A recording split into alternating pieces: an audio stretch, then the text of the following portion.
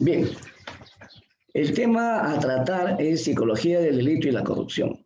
En la mañana tratamos el tema de la psicología y la corrupción en la función pública y tiene que ver mucho con también el tema de esta tarde. Seguimos con la presentación, ¿no? Este trabajo de prevención del delito, yo lo llamo así, prevención del delito y seguridad ciudadana. Trabajo que se ha realizado, pues, por mi trabajo profesional, ¿no? En los penales, tanto en Lurigancho como Castro Castro, y actualmente estoy en el Callao, y podemos ver en las entrevistas y testimonios vivenciales de los internos por qué cometen el delito, por qué se inician en el delito, cuál es la motivación del delito, ¿no? Y la conciencia del delito. Sigamos viendo en todo caso este concepto de seguridad ciudadana, por el cual nosotros tenemos que estar seguros caminando en las calles, con la tranquilidad en el hogar y en el trabajo. Estamos viendo pues que ahí vemos que debe desarrollar una política de seguridad ciudadana por ley 27933 el Estado, ¿no? Tiene que asegurar la convivencia pacífica, la erradicación de la violencia y la autorización de pacífica de las vías y espacios públicos.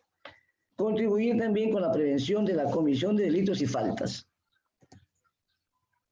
Los espacios públicos, en los parques zonales, lugares donde hay unas pampas abandonados, el gobierno local, la municipalidad o el gobierno central deberían hacer campos deportivos, parques zonales, algunos iglesias, parroquias, de repente centros juveniles, ¿no?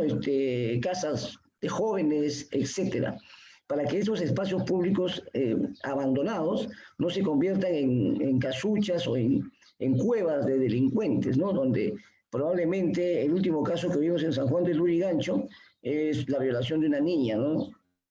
De 11 años y la abandonaron y la dejaron también en un descampado. Por eso que los espacios públicos deben ser prioridad también de recuperar por el Estado, sea el gobierno local o el gobierno central. Existe una crisis existencial institucional. Actualmente estamos viendo, la Policía Nacional, por el Ministerio del Interior, que tiene dificultades por el nombramiento de un general o de un ministro del Interior y que no conoce o no sabe mucho de lo que es la vida policial. Y esta crisis institucional no solamente en el Ministerio de Salud, Ministerio Público, Poder Judicial.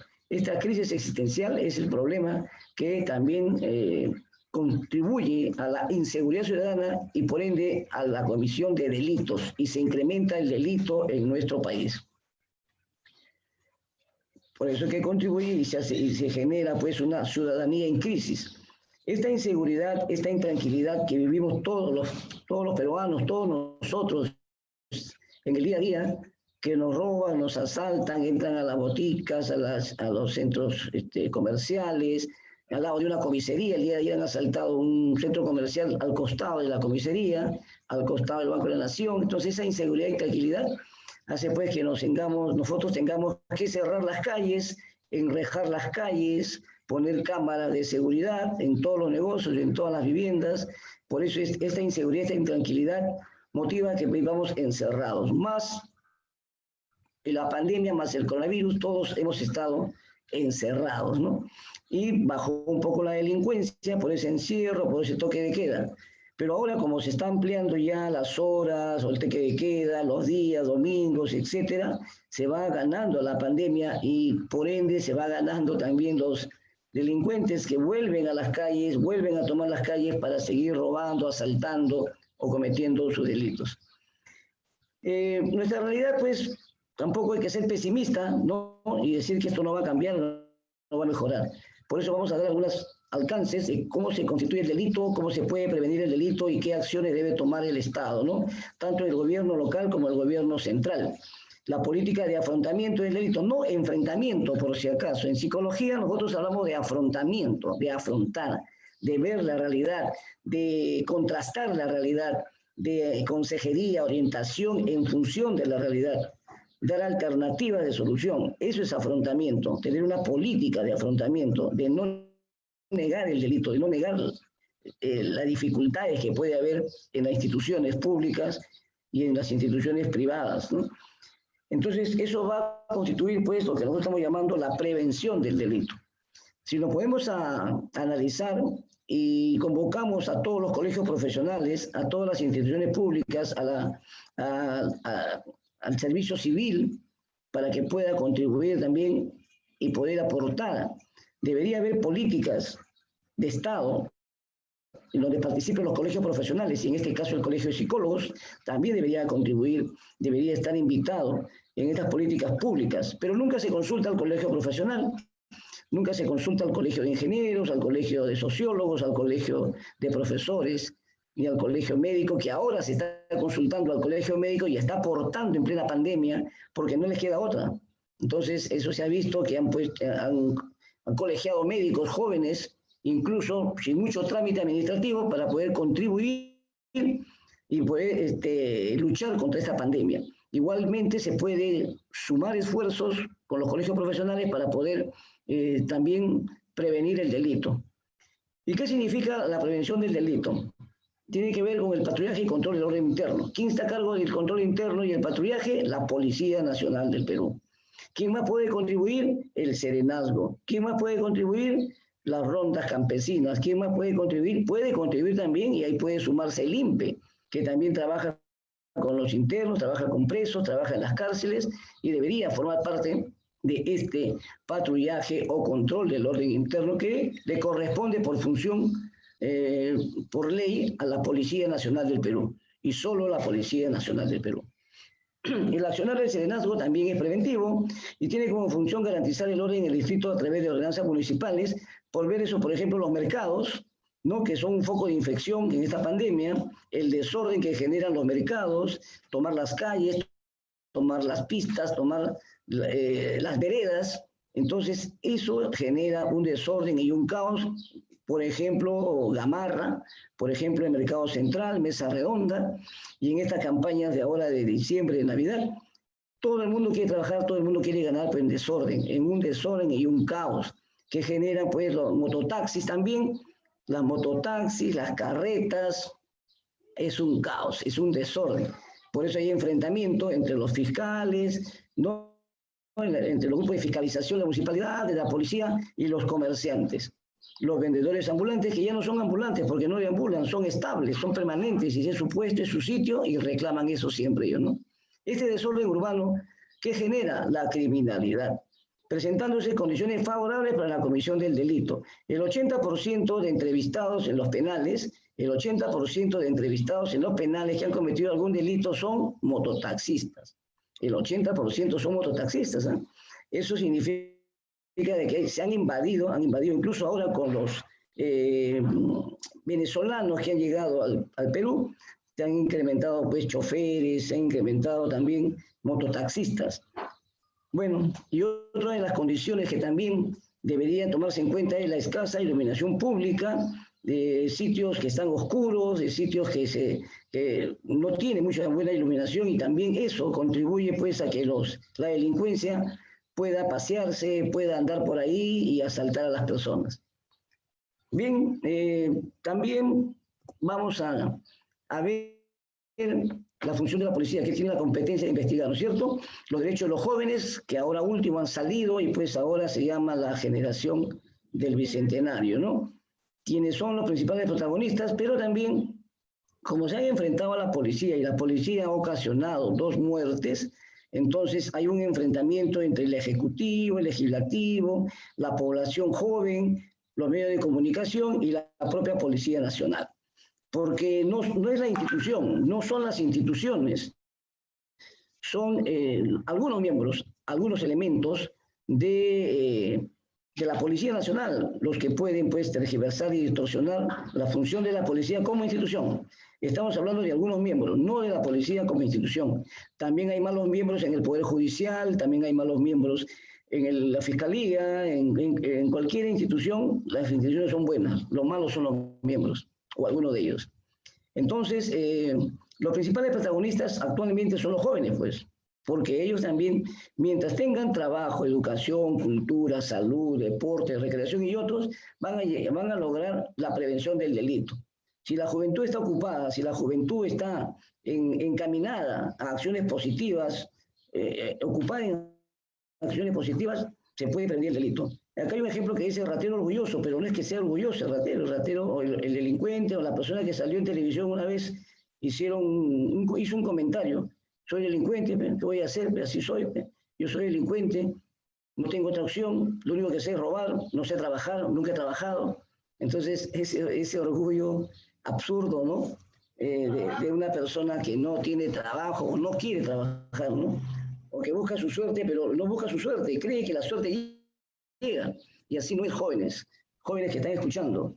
Tienen que trabajar, estudiar, hacer algo positivo. La delincuencia, ¿cómo tiene la visión jurídica de la delincuencia? ¿Cómo se ve la delincuencia? ¿Cómo se percibe la delincuencia? A ver, uno de los problemas siempre va a ser el legislativo y el ejecutivo del gobierno, el gobierno central. Acabo de escuchar un video también de un ex policía, un retirado de la policía. He estado muy atento a sus explicaciones de la huelga policial y otros asuntos que se dieron en el 75, en el 87, en donde pues se ve que hay problemas en el Perú, tanto en el gobierno central como en el gobierno local. A ver, vamos a analizar un poquito rápidamente. El Código Penal y el Código de Ejecución Penal datan del 91. El Código de Ejecución Penal ha sido modificado 34 veces, el Código Penal 481 veces, hasta el año 2017 que hice esta exposición, 2017-18. Ahora se ha modificado el Código Penal más veces, más de 1500 veces. ¿Qué es lo que significa? Significa que debe reformarse el Código Penal, debe cambiarse el Código Penal, así como el Código de Ejecución Penal. Cada cierto tiempo debe cambiarse el Código Penal, debe haber una reforma, porque si no todo está modificado, modifican el delito, modifican tal delito, modifican tal cosa. Se modifica de acuerdo a las circunstancias y de acuerdo al delito que van avanzando, ¿no? Y van cometiendo nuevos delitos y nuevas formas de delinquir. Se crea el nuevo Código Procesal Penal, que se creó por provincia y terminó en Lima. Y todavía no termina de consolidarse en todo el país el nuevo Código Procesal Penal, que le quita facultades a la policía de investigación. La policía ya no investiga, hace informes. Y el nuevo Código Procesal Penal señala que la única institución que puede investigar es la Fiscalía. La Fiscalía. Ahora, la corrupción que de repente se vio en la policía, ahora se ha trasladado a la Fiscalía en algunos casos. El reglamento de Código de Ejecución Penal también se ha modificado. Entonces, esto le quita funciones pues, a la PNP y le quita funciones al INPE. Por eso es que se pueden ver y observar algunos errores pues, en la apreciación de cómo se ve el delito, ¿no? Muchos jueces son carceleros, meten a todo el mundo en la cárcel, no se dan cuenta que la prisión es lo peor que le puede pasar a una persona. Todo el mundo dice a la cárcel, Vizcarra a la cárcel, Toledo a la cárcel, todos a la cárcel. Susana Villarán y todo, Carlos Curi del Callao, el gobernador también, todos a la cárcel. Se llenan las cárceles y ahí viene el problema, el hacinamiento en la cárcel. La cárcel no va a rehabilitar porque hay un hacinamiento total. Dice acá, el incremento que se llegue a 115 o 125% de sobrepoblación penal trae como consecuencia que el sistema de reinserción social fracase. Ya no hay reinserción social, no hay rehabilitación. No se va a rehabilitar a los presos. No puede haber tratamiento porque hay mucha sobrepoblación. Entonces la visión del delito debe verse desde el punto de vista social, antropológico, de un sociólogo, psicólogo, antropólogo, las escuelas, los colegios. Entonces no es una visión jurídica, solamente meten a los presos a todo el mundo y no saben las consecuencias cuando salen de ahí, inocentes, salen absueltos, ese resentimiento que sacan esas personas. Y los delincuentes antiguos esperan a los nuevos, los compran, los capturan, los llevan a su celda, a su pabellón y los van aleccionando para cometer delitos afuera bajo presión o bajo amenaza. Esa es una situación real en los penales. Entonces, no podemos pues ver que solamente es jurídico el problema, es social. La delincuencia juvenil y el fenómeno social que habla pues ahora de adolescentes sicarios. ¿no? El Gringallo y otros adolescentes sicarios que cobran cupo, asaltantes, forman bandas y forman una organización criminal. ¿Y dónde nace todo esto? En las pandillas, en las barras bravas, ¿no? Que ahora por lo menos ha bajado un poco porque ya no hay público en los estadios, ¿no? ¿Y qué queremos con todo esto? Con esta visión jurídica, romper la cadena de la delincuencia. Hay que romper la cadena de la delincuencia. En cuanto a política criminal y seguridad ciudadana, existen ahora nuevas formas de criminalidad. Ahora se ha incrementado el secuestro, la extorsión, el cobro de cupos.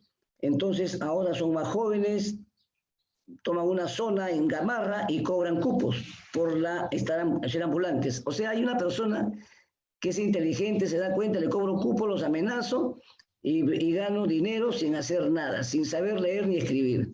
Le cayó de suerte el cobro de cupos. El cobro de cupos se extendió en todo Trujillo, Chiclayo y todas las provincias, porque la gente, los delincuentes, le daban garantía y seguridad. Si no le pones una bomba, si no le quemas el negocio. Entonces todas las personas que progresan, se desarrollan, los inversionistas, los emprendedores, los comerciantes, tienen que pagar un cupo. O sea, porque se le ocurre al delincuente. Entonces, así se ha creado los nuevos secuestros y extorsiones que hay en el país. El rol de la sociedad civil en la seguridad ciudadana. Claro, la sociedad civil no tiene que encerrarse, no tiene que poner cámaras, tiene que afrontar la realidad, organizarse. La comunidad tiene que organizarse, su barrio tiene que organizarse para poder repeler a los delincuentes. La reforma policial y seguridad ciudadana también, unificar la función de la policía, ¿no? Toda la policía tiene una sola función. Hablan ahora del grupo Terna, que van a desactivar el grupo Terna, y son pues situaciones circunstanciales que ha pasado, y bueno, un comando le ordena hacer otra cosa que no es su función del grupo Terna. Entonces hay que analizar, jóvenes, profesionales, estudiantes que están escuchando, todas las noticias tienen que analizarlo desde el punto de vista psicológico. No dejarse llevar porque un periódico, un medio de comunicación dice tal o cual cosa. Ustedes tienen que analizar la realidad. La línea de carrera de profesional que deben tener los congresistas. Cualquier congresista sin estudio para ser presidente de la República o congresista solamente basta ser ciudadano. Y para trabajar, y nosotros como profesionales, ingenieros, médicos, abogados, asistentes sociales, nos piden título, nos piden doctorado, maestría. Y para estos cargos públicos, políticos, que van a hacer leyes, no les piden ninguna profesión y ninguna capacitación. Eso es un absurdo que debe cambiar y debe mejorar. ¿Pero quién lo debe cambiar? ¿Quién va a poder mejorar? El propio Congreso. Entonces, otorongo no come otorongo. Ellos no se van a hacer leyes no van a hacer leyes a su favor, no van a hacer leyes desfavorables para ellos. Ellos se van a aumentar su sueldo, van a aumentar todo, tienen clínicas privadas, no se atienden en salud, etcétera, etcétera, ¿no? Tienen que crear policías especializadas, ¿no? Como fue el Grupo Terna, o como es, por ejemplo, las Águilas Negras, las Boinas Verdes, etcétera. Especialistas en lo que es, dónde van a intervenir, en qué acciones van a intervenir. El Servicio de Inteligencia Nacional también, ¿no? También tendría que tomarse en cuenta y preparar y capacitar, no en un centro de instrucción. Eso debe cambiar, porque se instruye a personas, ¿no? A animales, qué sé yo, ¿no? Pero no se instruye a personas, se capacita, se entrena. Es una escuela de formación, es un centro de capacitación.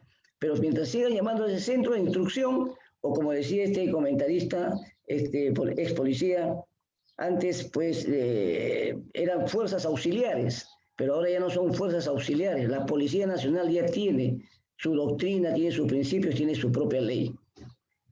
En la lucha contra la corrupción, como parte de la seguridad ciudadana, también tiene que lucharse contra la corrupción.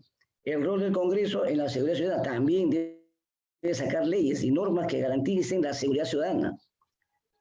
Bueno, también tenemos por acá ejemplos que ya se está empoderando el crimen organizado. Hay organizaciones criminales, ya no se llama bandas, ahora se llama organización criminal.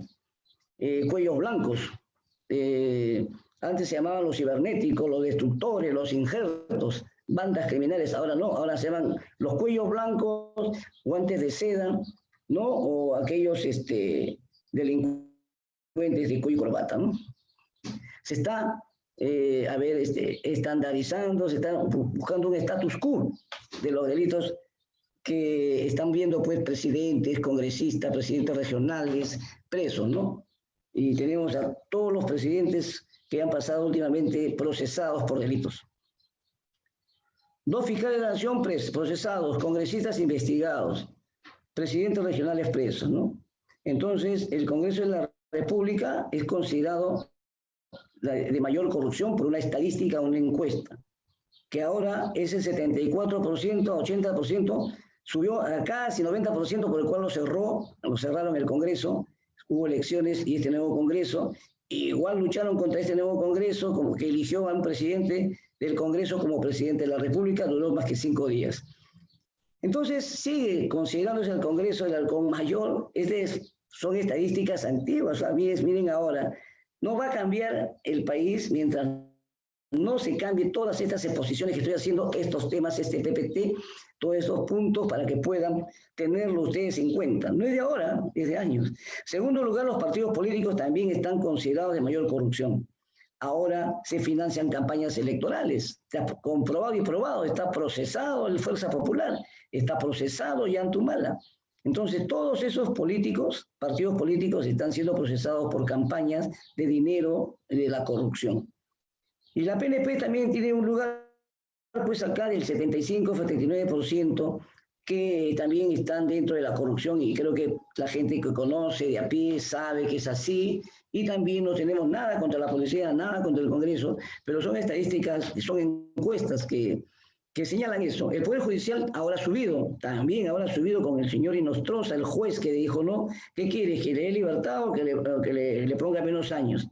¿Cómo negocian por debajo de la mesa las sentencias de violadores, de delincuentes? Eso es un absurdo, pero así estamos en nuestra realidad. Y la Fiscalía de la Nación también, la Fiscalía de la Nación tiene una visión también de corrupción, ¿no? Ahora que tiene más funciones, ahora investiga el delito, ¿no? Directamente investiga el delito, ya no es función de la policía, ¿no? Y bien, pues vamos a definir lo que es delincuente, primero aquella persona que comete una infracción o va contra la ley. Cualquier acto que está perseguido y previsto en la ley penal y que puede ser objeto de una investigación en este campo. A eso se llama el delincuente, ¿no? Lo define de esa manera. Pero los delitos se pueden graduar o se pueden determinar a través de la tipicidad, la juridicidad, la acción e inacción y la imputabilidad. Son inimputables, dicen, ¿no? Los loquitos, los que tienen retardo mental, o lo que buscan actualmente los congresistas, ¿no? La inmunidad parlamentaria, y por el cual dicen pues, que el presidente se va a postular como congresista no recuerdo qué partido es, pero también está inscribiendo y dice que es por su inmunidad parlamentaria para que no lo juzguen y no pueda ir preso. Ya de eso ya es una estrategia política lo que usa la gente. Eso hay que analizarlo como psicólogos. En este Congreso de Psicología, lo que le pido es que todos seamos agentes de cambio social y que todos los psicólogos analicemos la realidad y busquemos la explicación de varios campos, de varias fuentes. No nos dejemos solamente llevar por lo que dice un medio de comunicación. Bien. Hay delitos considerados pues leves, menos graves y graves. Ahora hay delitos muy graves, hay delitos, por ejemplo, de mayor compromiso social, hay delitos primarios, ¿no? Sentencias bajas, y hay delitos que no fueron considerados delitos hace muchos años, no eran considerados delitos y ahora se ha aumentado, y ahora es un delito, ahora terminas preso. Me gustaría que la gente que está siguiendo y pueda chatear, pueda hacer sus preguntas, yo les pregunto cuáles son los nuevos delitos que antes no eran considerados tales y que ahora se ha incrementado y que ahora hay más de 500 internos por ese delito simple, mínimo, que se da. Por ejemplo, la omisión a la asistencia familiar, que es no pasar pensión alimentaria. Antes no iban presos por no pasar pensión alimentaria. Le decía, firma tus goles, no seas sinvergüenza, mantenga a tus hijos, hijos por acá, hijos por allá. Pero ahora ya no pueden hacer eso, la mujer lo denuncia y es un delito la omisión a la asistencia familiar, no pasar pensión a los hijos. Y terminas preso, que ese es ahora más incremento de las cárceles, más hacinamiento. Antiguamente tampoco se podía, no entraban presos los que cometían accidentes de tránsito. Ahora hay lesiones culposas, homicidio culposo. No tienes intención de matar, pero atropellaste y mataste, preso también. Antes no, antes pagabas reparación, pagabas las cosas que tenías que pagar, veías al enfermo, al accidentado, enterrabas al muerto, qué sé yo. Pero ahora como hay un SOAT que cubre todo eso, y es un delito, tiene que pagar también reparación civil a los deudos. Por consecuencia, también es otro delito nuevo, en los cuales se han incrementado las cárceles con mucha gente por accidentes de tránsito, y Dios mediante a cualquiera de nosotros que estamos en este Congreso nos puede pasar si tenemos un auto o una camioneta, un carro. A cualquiera nos puede pasar. Un accidente, no tiene brevete, estado etílico, qué sé yo, y agrava más el delito y ya, preso. Y el último delito que veo que se ha incrementado es desobediencia y resistencia a la autoridad. Pero vamos a... está en la pantalla, si lo ven, por si acaso avisen si está todo bien, el perfil psicológico del delincuente, ¿no? Ahí ustedes como psicólogos pueden ir copiando, tomando un pantallazo, qué sé yo, pero dice claramente, dice el delincuente proporciona los conocimientos, el perfil, ¿no? Para el psicólogo de aprender y comprender desde su rol profesional de criminólogo la aplicación de profiling como técnica forense de investigación criminal. Entonces, este perfil, ¿no?, hace de que nosotros perfilemos. La policía, psicólogos de la policía también perfilan. Psicólogos jurídicos como nosotros también hacemos perfiles. Hay un programa que, no sé si les recomendaría, ¿no?, para que vean, porque de todo se aprende, ¿eh? Todo programa de televisión que lo veas desde el punto de vista psicológico se aprende. Hasta de la misma Magali Medina se aprende que el chisme y el rumor en el Perú es normal y casi necesario. Magali Medina dice, no me vean, pues soy chismosa, soy cruel, soy mala, no me vean, pues, y lo ven más gente todavía. ¿Cómo le gusta el chisme? La gente dice, no me gusta el chisme, pero ¿cómo disfrutan del chisme, del rumor, ¿no? ¿Cómo disfrutan? ¿Cómo querés saber la vida privada de la gente, la vida de futbolistas, de la vida de donde está su negocio de ella, ¿no? Entonces es para que vean que todo programa es bueno. NCSI es un programa de XN, creo, XN en canal, no sé qué canal es, pero de acuerdo creo al cable, ¿no?, que tengan cada uno de ustedes, pero es XN el canal de televisión, el cual se puede ver, o en otros canales también se ve, NCSI, después CSI, que son programas muy, muy, muy buenos para análisis de perfil de la conducta. Ahí hablan del análisis conductual, ¿eh? Análisis conductual aplicado, hablan ahí, ¿eh?